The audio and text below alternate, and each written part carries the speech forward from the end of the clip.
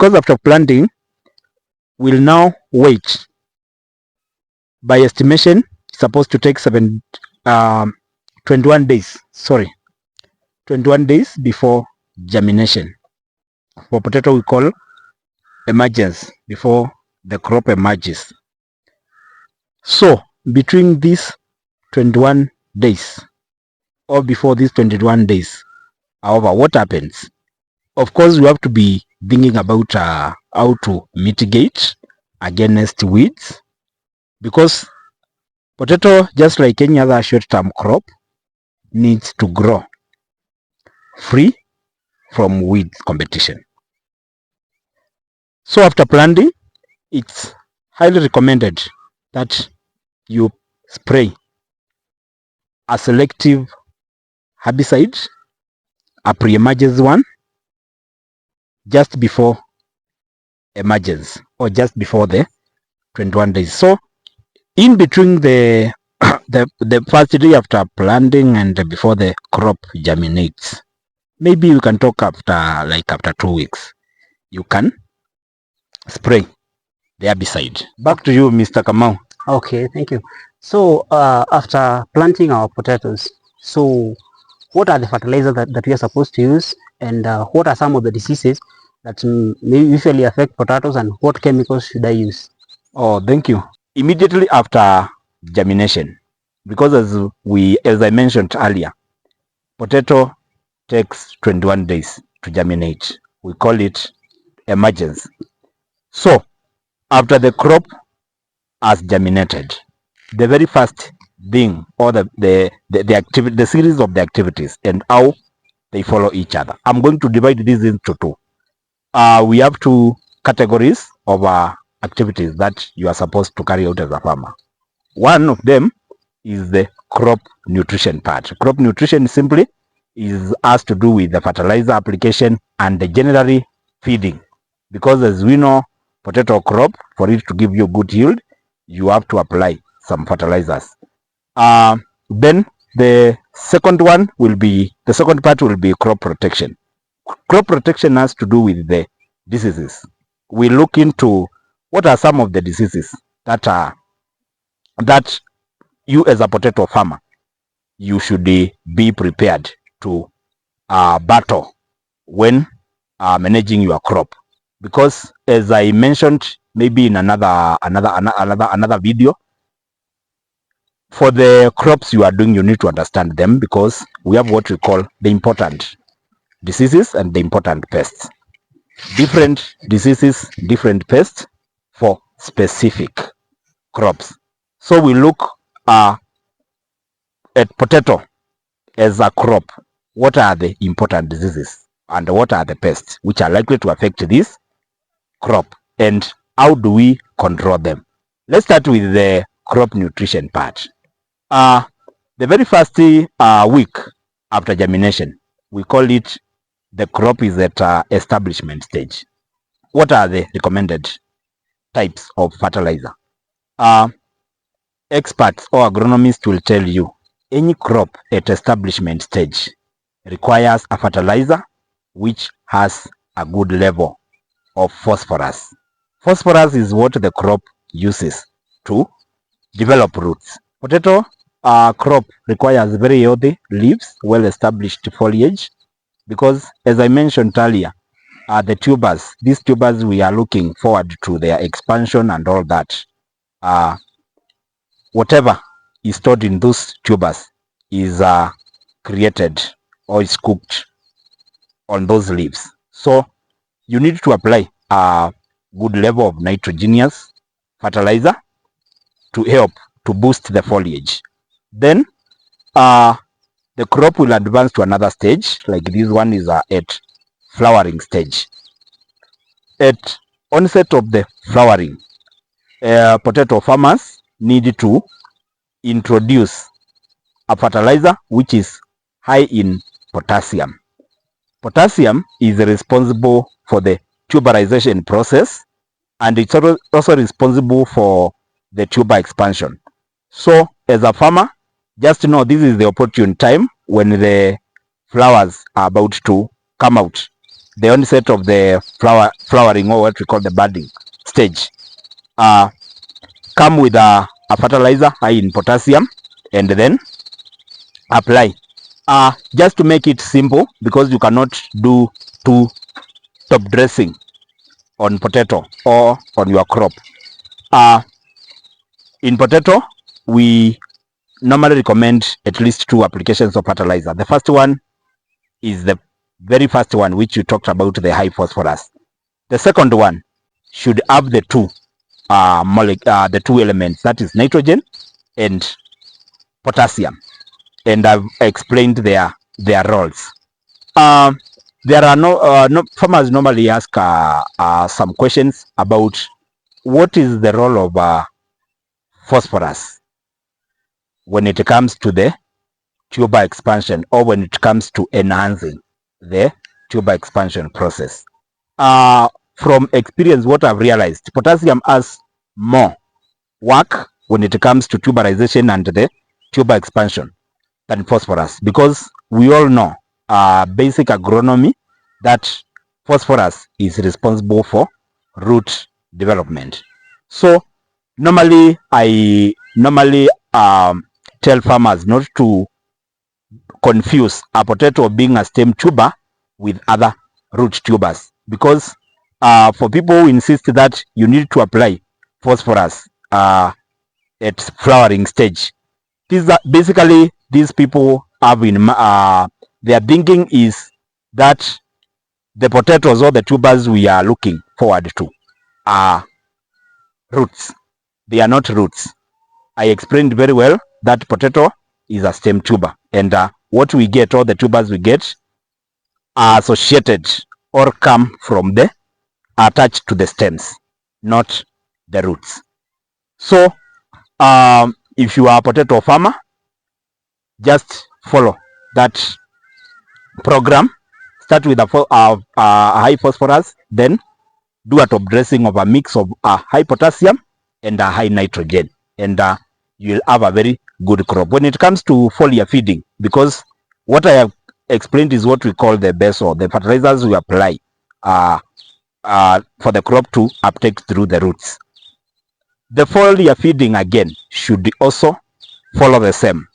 At establishment stage, the foliar fertilizer you are going to spray should be high in phosphorus. Come to the vegetative stage again, there is a discussion about that. There is always a debate about what exactly do potatoes, or what the foliar feed fertilizer farmers should spray on potato at vegetative stage. What should be the composition? It's very simple. You need to strike a balance between, because we understand the crop needs nitrogen, but if you have supplied the nitrogen for the crop to uptake through roots, that is the root of dressing. Normally, as an expert and from experience, I advise farmers to just spray a foliar fertilizer which is balanced, where the composition, the NPK composition, is balanced. Why? Because if you overfeed your crop with nitrogen, remember this is a potato crop which we are looking forward to harvesting tubers and big tubers. If you overfeed the crop with nitrogen, sometimes you jeopardize the tuber expansion. What do I mean? You encourage the vegetative growth, and when the crop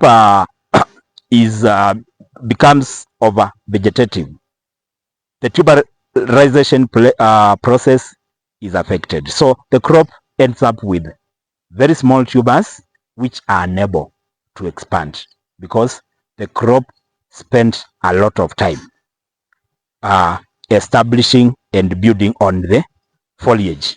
So that's why normally when you look at my programs, you realize that I don't recommend a fertilizer which is high in nitrogen to potato crop at vegetative stage. Then at the onset of the flowering, you need to introduce a foliar fertilizer high in potassium. Remember, I've explained very well the role of potassium, the role potassium plays when it comes to potato yield. It is responsible for the tuberization process, and it's also responsible for the tuber expansion. So basically that's how the crop nutrition for a potato crop is supposed to be. Then I'll now move to the second part, which I said it will be the crop protection. Crop protection, basically we talk about the diseases, we talk about the pests, we also talked about the weeds. For the weeds, we already mentioned that before the crop germinates, you are supposed to do a pre-emergence herbicide. That's just to take care of the weeds which are about to germinate and compete with the crop, such that the crop will germinate and establish itself in absence of weeds. Then in case of the other weeds, like if you look at this crop, the crop has some the farm has some weeds, but when you look at the crop is well established. I don't believe this weed actually is danger to this crop, because the crop is well established. For this one, but not at this stage, we normally, maybe at the vegetative stage, you can just do a manual weeding, and a single manual weeding normally is enough for that season. The second one is the diseases. What are the important diseases when it comes to potato farming? We already mentioned some of them. We mentioned Fusarium wilt, we mentioned bacterial wilt. I don't want to go back, because we talked about how you can do seed treatment and control or prevent these diseases from attacking your crop. The second type of disease that I will mention are fungal diseases.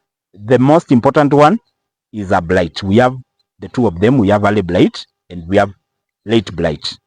These are fungal diseases. I'll mention two things about them. One, these diseases are normally thrive in when the weather is like the current weather. If you can check from the video, the prevailing weather conditions around, it's wet conditions, it's raining like every day here. So when you realize that you have a potato crop and this is the prevailing weather conditions, prepare to control or to battle blight diseases, early and late blight on your potato. What you need fungicides where possible. We normally recommend that immediately after germination, start spraying your crop. Where possible, the very first type of products you are going to use should be more preventive than curative, because at that time the disease has not yet set in, or the disease has not, the crop is not affected. So as we normally say, prevention is better than cure. Then the other trick is you need to start before the disease sets in. Once you start spraying before the disease sets in, the crop is not likely to be weakened. Just in case of a disease attack, this crop will be very, very resilient and strong.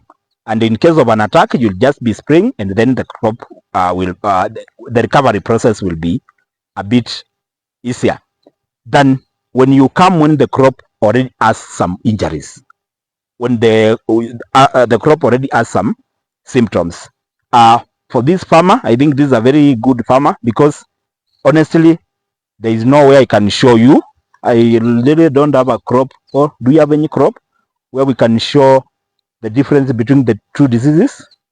There is none. So for this farmer, I believe the farmer actually started spraying very early before the disease set in, and then he continued spraying. So the subsequent sprays or fungicide applications, how is the program supposed to be? This program is supposed to have at least a preventive molecule plus a curative molecule. Then we normally recommend that you alternate different molecules. Why? So that you can manage something we call resistance. The reason as to why many farmers lose their crop to fungal diseases like blight.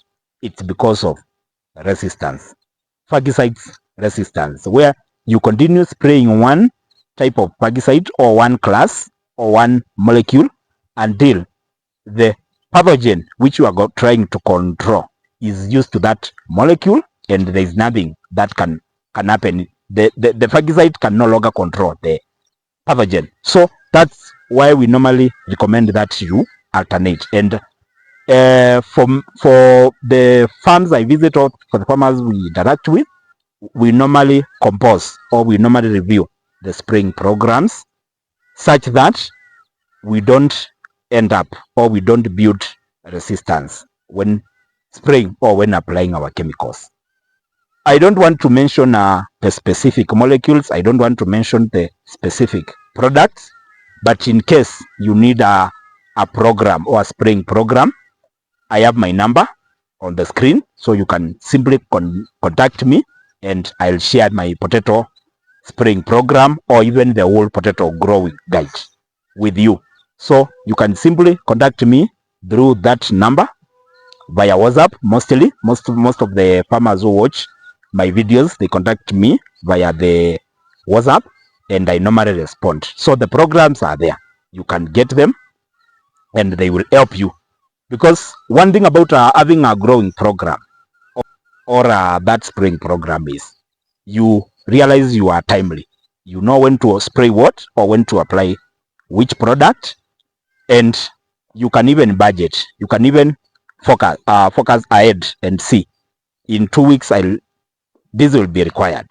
That's just about the beauty of having a spraying or a growing guide. Potato crop is also affected by pests or insects, but not as much as the case with other crops like the cabbage and onion and tomato.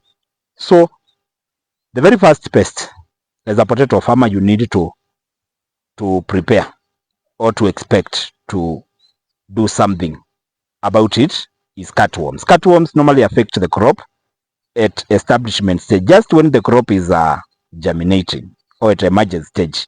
That's when you realize some of the new crops, that the crops which are germinating are dying or are wilting. If you check or you just do a simple diagnosis, you'll notice a very black caterpillar.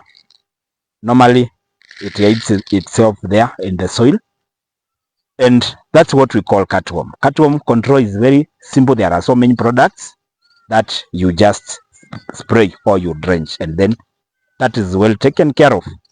Then there are other pests. We have whiteflies, we have aphids, we have leaf miners, and then finally we have another pest called potato tuber moth. Potato tuber moth is a very serious pest. Potato tuber moth actually attacks the crop when it's already at the farm.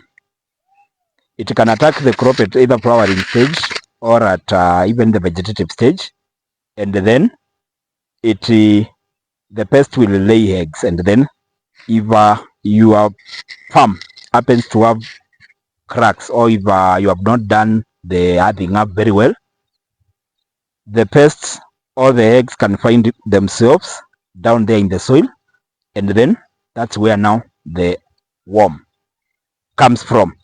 So you might realize after harvesting your potato, you realize that your potato, you already harvested potato, are affected by some worms or have some holes. That is as a result of potato tuber moth, and it's not a simple pest. So it's a pest, again, you need a strong molecules or strong products to take care of. Your potato crop should take 90 days before harvesting. So it's good for you to be very timely with the activities or whichever management practice you are supposed to carry out. If it is fertilizer application, let it be very timely. You should not be applying the first fertilizer application when the crop is at vegetative stage. Otherwise, your crop has already established roots on its own. You should not be top dressing your crop when the crop is already at the flowering stage.